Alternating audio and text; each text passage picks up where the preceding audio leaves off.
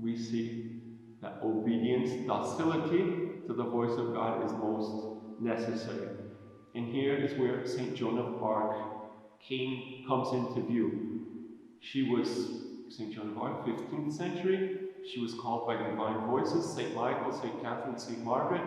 She was called to liberate France from its enemies. And at 13 years old, 12, 13 years old, she started to receive this divine mission. She went, confirmed Charles VII in the throne. She defeated the enemies in many battles, and she ended up being chained. Chained and burned as a witch. But she proclaimed at the end, the voices never lied. My voices were totally true. But she never gave in. She never gave in to the enemies. And why? I was going to explain why is she a queen. Why is she a queen? Because of her faithfulness to the voices. Because the voices instructed her. And what did she do? France, that had no more, the firstborn of the church, that had no more capacity, no more strength, was renovated in the power of a virgin.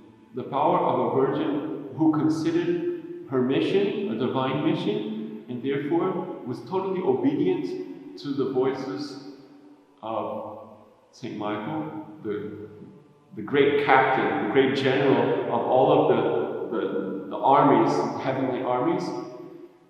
St. Joan of Arc, at one point, she said, after some of her victories, she said to the King of France, now, you give me something that I ask of you. I want to ask for a favor. Yes, I'll give you. But he was very soft. The king was very soft.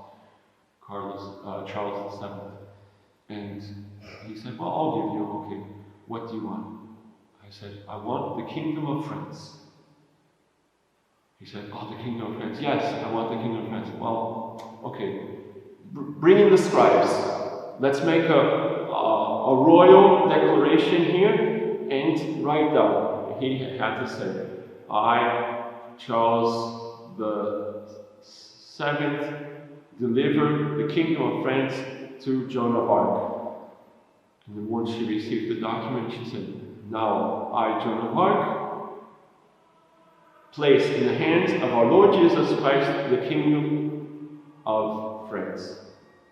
And through it was an act of fidelity of St. Joan of Arc that she renovated the graces, the link, the tie. She chained France once more to heaven.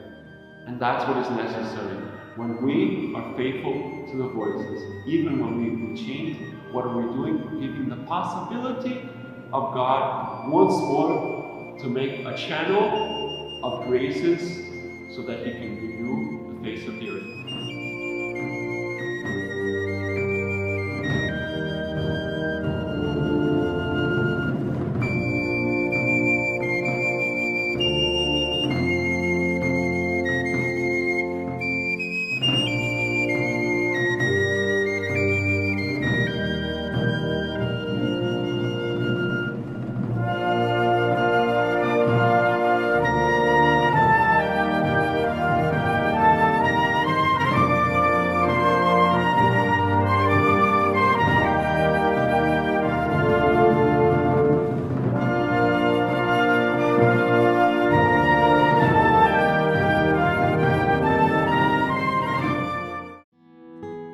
This homily highlight was offered to you by the Heralds of the Gospel.